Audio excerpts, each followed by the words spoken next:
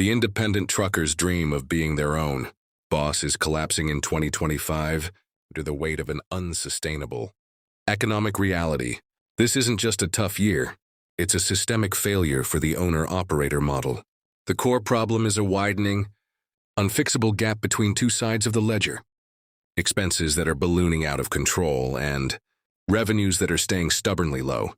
On the expense side, the biggest killers are crippling insurance, premiums, and the high cost of equipment, thanks to a few high-profile nuclear verdicts, multi-million-dollar jury awards in trucking accident, lawsuits, insurers have dramatically hiked rates across the board, making it nearly impossible for a small business to afford the coverage it needs. The cost of a new truck, already elevated, is made even worse by high interest rates, locking operators into punishing monthly payments. Add in the cost of constantly fluctuating fuel, which remains a massive and unpredictable variable, and you have a financial house of cards. Meanwhile, the revenue side offers no relief. The freight market is saturated with capacity, meaning there are far more trucks than there are loads.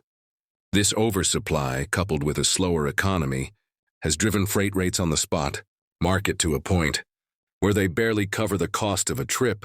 Owner-operators are forced into a race to the bottom, taking low-paying loads just to keep their wheels turning, often finding themselves working for less than minimum wage after all expenses are factored in.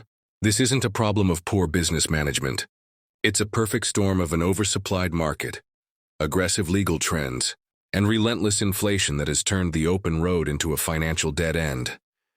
For many, the only options are to park the rig for good or run until they hit bankruptcy, a fate that is becoming increasingly common in 2025.